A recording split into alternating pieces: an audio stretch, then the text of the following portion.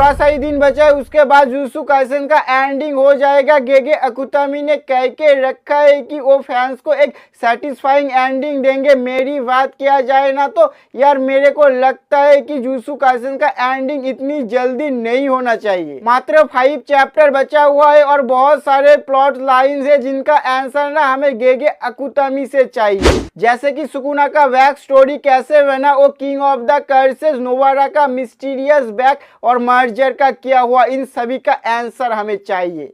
तो इस वीडियो में हम ऐसे ही प्लॉट लाइंस के बारे में बात करेंगे जिनका आंसर ना हमें नेक्स्ट 5 चैप्टर में गेगे अकुतामी से चाहिए होगा। तो यार इंट्रो तो होता ही रहेगा, हम सीधे प्लॉट लाइन की तरफ बढ़ते हैं। पहला प्लॉट लाइन है सुकुना डिफीटेड और विक्ट्री। इस बात से इनकार नहीं किया जा सकता कि ये जुजुत्सु काइसेन का सबसे मिस्टीरियस प्लॉट लाइन है, क्योंकि हमने पहले भी ना काफी बार सुकुना को हारते हुए देख चुके हैं, लेकिन यार बार बार वो बाउंडिंग वाव का यूज करके बच जाता है। लेकिन यार इसका चांस इस बार कम ही लग रहा है, लेकिन तब भी यार कहा नहीं जा सकता है सुकुना कब क्या कर दे, क्योंकि सुकुना का फाइनल फॉर्म अभी तक नहीं दिखाया गया, वही ट्राइडेंट पकड़ा हुआ फॉर्म।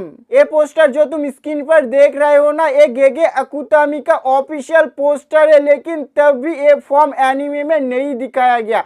तो हो सकता है कि आगे ये फॉर्म दिखाया जाए और सुकुना फिर से जीत जाए, हो ही सकता है यार, इसे कहा नहीं जा सकता क्या होने वाला है। फाइनल बैटल में कई सारे सॉर्सरर सुकुना को हराते हुए मारा गया, include to Gojo sensei. Fans को खुश करने के लिए गेगे को तो कुछ हटके करना ही पड़ेगा ना, चाहे सीरीज के अंत में सुकुना जीत जाए या फिर हार जाए। अगर जीत गया तो सुकुना कैसे सभी सॉर्सरर्स को हरा कर ना विक्ट्री हासिल करता है, ये सेटिस्फाइंग होना चाहिए। सुकुना जीत जाए ना तो मैं पर्सनली बहुत ज्यादा खुश हो जाऊंगा यार, क्योंकि मैं तो चाहता हूं कि जुजुत्सु काइसेन लंबे टाइम तक चले, वन पीस जैसा। उसके बाद गोजो यूजी मेगुमी यूटा का नेक्स्ट जनरेशन आएगा और ये देखने में ना बहुत ज्यादा मजा आएगा जब नेक्स्ट जनरेशन सुकुना को पेलेगा यार, यही तो मैं देखना चाहता हूँ। इसीलिए तो मैं कह रहा हूँ यार जुजुत्सु काइसेन को लंबे टाइम तक चलना चाहिए। गेगे सर से मेरा रिक्वेस्ट है कि जुजुत्सु काइसेन एपिक एनिमे को ना इतनी जल्दी खत्म मत कर देना यार, इसे लंबे टाइम तक चलने दो प्लीज। अगला प्लॉट लाइन है द मर्जर। केंजाकू ने कलिंग गेम का स्थापना किया था कर्स एनर्जी को स्टोर करने के लिए और लॉर्ड टेंगेन एंड माइतो की पावर्स को यूज करके मर्जर को क्रिएट करने के लिए। देन गेगे ने मर्जर को ऐसे इग्नोर किया जैसे सिस्टर लिली आस्था को इग्नोर करता है। जानता हूँ यार बहुत बुरा जोक था, हंसने की भी जरूरत नहीं है, ठीक है ओके मैं समझ गया, बस हो गया। जुजुत्सु काइसेन में ओनली 5 चैप्टर बचा हुआ है, तो ये अंदाजा लगाना मुश्किल होगा कि आगे मर्जर के साथ क्या होने वाला है। मे भी हो सकता है कि मर्जर एक्टिवेट होने से पहले ही ना सभी सॉर्सरर्स मिलकर उसे रोक दे, तो यार मर्जर का क्या काम रह जाएगा, मर्जर तो पूरी तरीके से बेकार हो जाएगा ना। मर्जर को क्रिएट करने के लिए ही कलिंग गेम को सेटअप किया गया था, लेकिन वही मर्जर अगर एक्टिव ही नहीं हुआ ना तो कलिंग गेम का भाई क्या ही रह जाएगा, कलिंग गेम तो बेकार हो जाएगा ना, कलिंग गेम को सेटअप करना ही भाई बेकार हो जाएगा। नेक्स्ट प्लॉट लाइन है केंजाकुस ड्रीम यूटा ओकोसु कॉमेडियन ताकावा के सहायता से ना केंजाकू को मारने में सक्षम हुआ था, लेकिन केंजाकू की लास्ट वर्ड ना उसकी ड्रीम के बारे में था, जो कि अब जुजुत्सु काइसेन में एक प्लॉट लाइन बन चुका है। वैसे कहा जा सकता है कि केंजाकू का आखिरी इच्छा ना मर्जर को एक्टिव करना हो सकता है। उसने मर्जर को क्रिएट तो कर दिया लेकिन उसे एक्टिव नहीं कर पाया। उसने मर्जर के ऊपर बरसों से रिसर्च वगैरह करके रखा है, तो उसका आखिरी इच्छा तो यही होना चाहिए।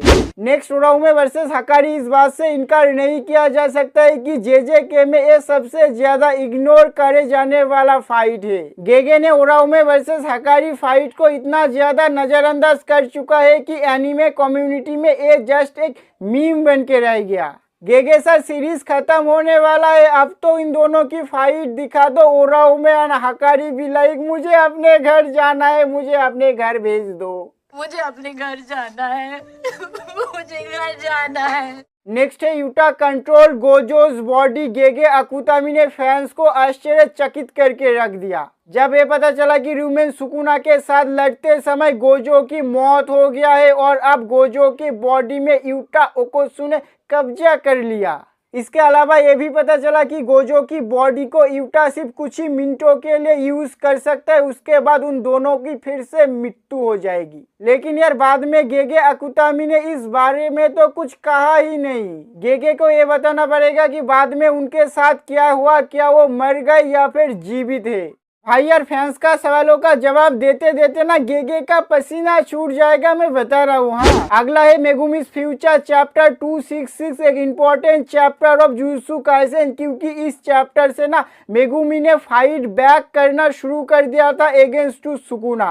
किंग ऑफ द कर्सेस ने यंग सॉर्सरर्स की बॉडी को पूरी तरीके से टेक ओवर कर चुका था और उसके सोल को भी ना पूरी तरीके से डिस्ट्रॉय कर चुका था।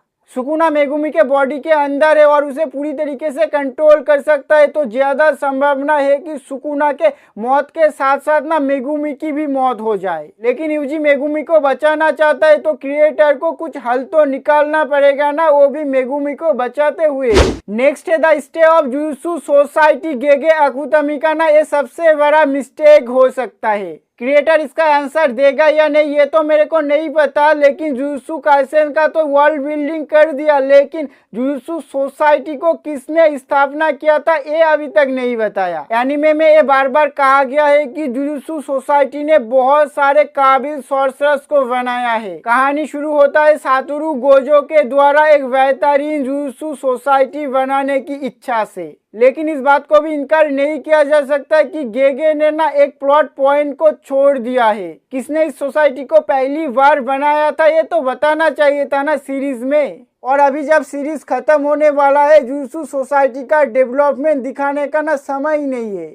अगला है हायनेरा फ्लैशबैक। भाई गेगे को तो सुकुना का फ्लैशबैक दिखाना ही पड़ेगा। हायनेरा फ्लैशबैक रिमेन सुकुना कैसे किंग ऑफ द कर्सेस बन गया और एक न्यू एरा में जिंदा रहने के लिए कि वो अपने ही फिंगर्स में सील होना चुना। हायनेरा फ्लैशबैक से हम सुकुना को और भी अच्छी तरीके से समझ सकेंगे कैसे वो इतिहास का सबसे शक्तिशाली सॉर्सरर बन गया। एंड ओराओ में सुकुना के प्रति इतना लॉयल क्यों है भाई, इन सभी सवालों का जवाब ना गेगे को तो देना पड़ेगा।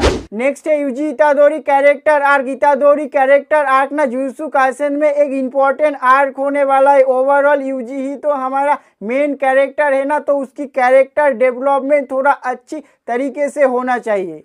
गेगे सर ने अपने हीरो को काफी कठिनाइयों से गुजारा है, लेकिन लेटेस्ट चैप्टर में यूजी कहता है कि वो मरना नहीं चाहता, वो जीना चाहता है। ये अब हम फैंस पर निर्भर करता है कि हम यूजी को कैसे देखना चाहते हैं, मरते हुए या जीवित रहते हुए। अगला और लास्ट द स्टे ऑफ टेंगेन। टेंगेन बिना दिखाई दिए ना हिडन इन्वेंटरी आर्क में एक महत्वपूर्ण भूमिका रखा था। केंजाकू ने युकी को हराने के बाद टेंगेन की बॉडी को पूरी तरीके से टेक ओवर कर लिया था, इसीलिए ये देखना दिलचस्प होगा कि टेंगेन के साथ आगे क्या होता है। लेकिन यह निश्चित नहीं है कि टेंगेन जीवित है या फिर मर चुका है। अगर जीवित हुआ ना तो मर्जर देखने में मजा आएगा। जेजेके में और भी प्लॉट लाइन हो सकता है जिन्हें सीरीज के खत्म होने से पहले क्लियर करना चाहिए। इनमें से किसी प्लॉट लाइन को नजरअंदाज किया जा सकता है क्योंकि सीरीज खत्म होने में सिर्फ 5 चैप्टर बाकी है। मेरे को नहीं लगता यार गेगे सिर्फ 5 चैप्टर में इन सारे चीजों को कवर कर सकते हैं। तो गाइस बस हो गया आज के लिए, इतना ही काफी है। और चैनल पर नया हो ना तो एक सब्सक्राइब कर लेना यार। चैनल पर और भी एनिमे रिलेटेड वीडियोस है, तुम सब वो देख सकते हो। तब तक के लिए मैं आता हूँ।